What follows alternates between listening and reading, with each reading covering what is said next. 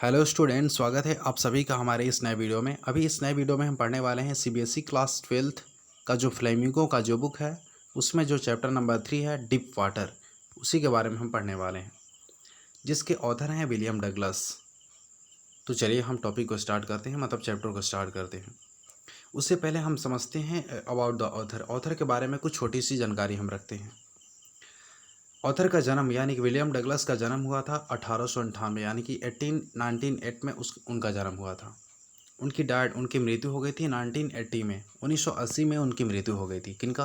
William Douglas का। ठीक है। और इनके प्रैक्टिकल लाइफ की अगर कुछ बात की जाए तो वर्कड एज टीचर इन यागिमा। वो जो ऑथर थे विलियम डगलस, ये टीचर की तरह भी काम किए हुए थे। इसके बाद में उन्होंने लीगल एडवाइज़र की तरह काम किया था फ्रैंकलिन डी रूजवेल्ट का। मतलब फ्रैंकलिन डी रूजवेल्ट एक राष्ट्रपति प्रेसिडेंट थे अमेरिका के, यूएस के।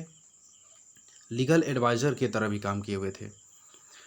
और रिटायर्ड यानी कि जब वो रिटायर हुए 1975 1975 में जब वो रिटायर्ड हुए ना, तो लॉन्गेस्ट सर्विस जस्टिस यानी कि अपने मतलब वहाँ के कोर्ट में, अदालत में, कोर्ट के हिस्ट्री में अब तक का सबसे अधिक सेवा देने वाले वो जस्टिस रहे हुए थे।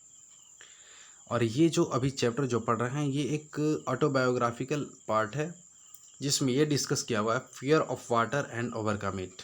मतलब एक ऐसा सिचुएशन था कि विलियम डगलस बचपन से पानी से बहुत काफ़ी डरते थे, पानी से बहुत काफ़ी डरते थे। लेकिन आने वाले समय में उस पर मतलब जीत हासिल कर लिए, विजय प्राप्त कर लिए और उससे ओवरकम कर लिए। मतलब ये जो अभी चैप्टर है ना, जो डीप वाटर, विलियम डगलस ने अपनी प्रैक्टिकल लाइफ के बारे में लिखा हुआ है। तो उसी के संदर्भ में कुछ पढ़ने वाले हैं हम लोग। चलिए स्टार्ट करते हैं हम। देखिए समरी दिया है कि इन दिस स्टोरी, इस कहानी में William Douglas talks about firm determination of overcoming on fear of water.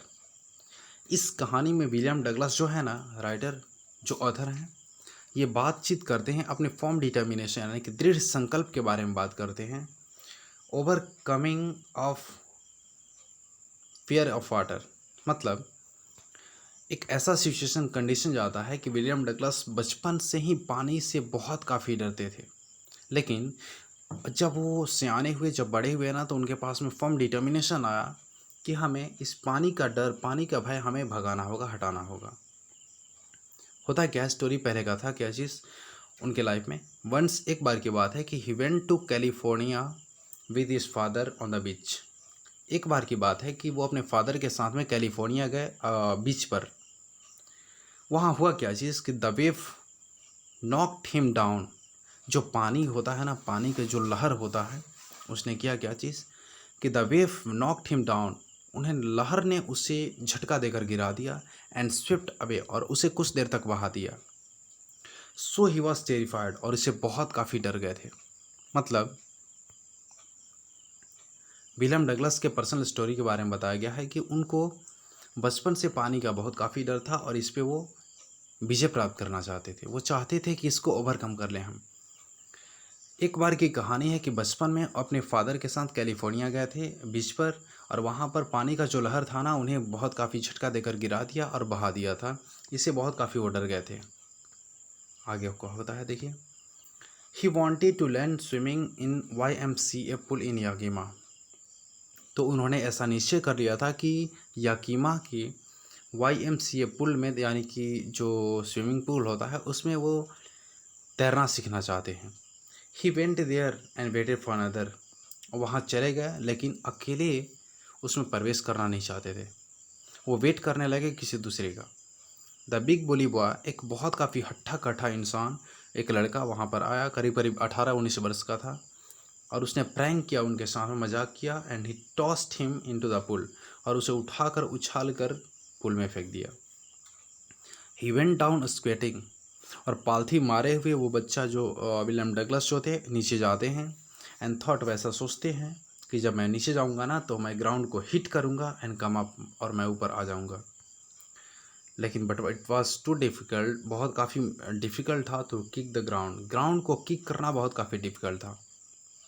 इसी तरीके से 2 बार और 4 बार अप डाउन होते रहे। उनके शारीरिक बल नहीं लगता था, ऐसा लगता था उनके शरीर बिल्कुल ही पैरालाइज हो चुका है। ठीक है। और इसकी वजह से ही फेंटेड, वो मूर्छित हो गया, बेहोश हो गया। By going upward and downward, बार बार ऊपर और आने जाने से, मतलब तैरना तो वो जानते थे नहीं बचपन में, और इसी तरीके से वो मूर्छित हो गए, बेहोश हो गए बार बार ऊपर नीचे जाने से। चलिए आगे क्या होता है। When he come to consciousness, situation ऐसा होता है कि जब वो होश में आते हैं तो he found himself lying on the side of the pool, pool के साइड में वो पाते हैं अपने आप को, with other boys nearby, और पास में कुछ दूसरे बॉयज़ होते हैं। द एक्सपीरियंस, वैसा अनुभव, experience that he had got, जो एक्सपीरियंस उन्हें हुआ था, हैड टेरिफाइड, उन्हें भयभीत कर दिया था, and it haunted again and again, और ये बार बार उन्हें खटका करता था कि मैं पानी से बहुत काफ़ी डर गया और पानी ने मुझे झटका देकर मुझे अलग कर दिया। देन इसके बाद में ही फाइनली डिसाइडेड, तब उन्होंने डिसाइड किया टू लर्न स्विमिंग, कि हमें स्विमिंग सीखना होगा, either with the help of instructor, किसी इंस्ट्रक्टर के हेल्प से भी मुझे सीखना होगा, ताकि वो मुझे तरीके बता देगा कि किस तरीके से, कौन सा स्टेप को फॉलो करने से हम तैर सकते हैं। एंड इट इज़ सेड, और ऐसा कहा जाता है, that he overcome his fear of water, और उन्होंने अपनी पानी पर जो भय था उस पर हावी हो गए और उस पर अपनी विजय प्राप्त कर लिए। ही कॉन्क्वेड इट एट लास्ट, और अंत तक इस पे विजय प्राप्त कर ही लिए। That's all. देखिए इस पूरी स्टोरी जो है ना डीप वाटर, इसके बारे में यही बताया गया है कि डीप वाटर जो स्टोरी है विलियम डगलस ने लिखा हुआ है। इसका जो सेंट्रल थीम टोटल एक बार फिर से बता दें, डीप वाटर को विलियम डगलस ने लिखा हुआ है। विलियम डगलस एक बचपन में जब थे, वो अपने फादर के साथ कहीं गए थे घूमने के लिए बीच पर, पानी की जो लहर थी उन्हें बहा दिया था, और जिससे बहुत काफ़ी डर चुके थे। लेकिन बाद में उन्हें मन में एक सवाल आया ऐसा कुछ कि मुझे किसी भी चीज़ से डरना नहीं चाहिए, और मुझे जो फियर ऑफ वाटर है उस पर हमें ओवरकम करना चाहिए।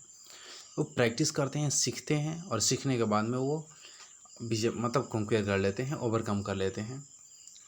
और यही एक स्टोरी है। चलो ओके, दैट्स ऑल। और एक्चुअली मैं ऐसा उम्मीद करता हूँ कि आपको समझ में बहुत अच्छे से आया होगा। अगर आप समझ में अच्छा से आया है ना, तो वीडियो को लाइक कर दीजिए, और हाँ दोस्तों के साथ शेयर भी कर दीजिएगा। और अगर आपने अब तक सब्सक्राइब नहीं किया होगा तो सब्सक्राइब भी कर लीजिए, क्योंकि बार बार आपको नॉलेजेबल वीडियो बार बार मिलता रहेगा आपके क्लास से संबंधित। और हाँ, अगर आपके अकॉर्डिंग अगर कोई चैप्टर अपलोड करना है, नया कोई चैप्टर चाहते हैं अपलोड हो, या कोई सवाल आपके मन में है, तो कमेंट बॉक्स में ज़रूर लिखिएगा।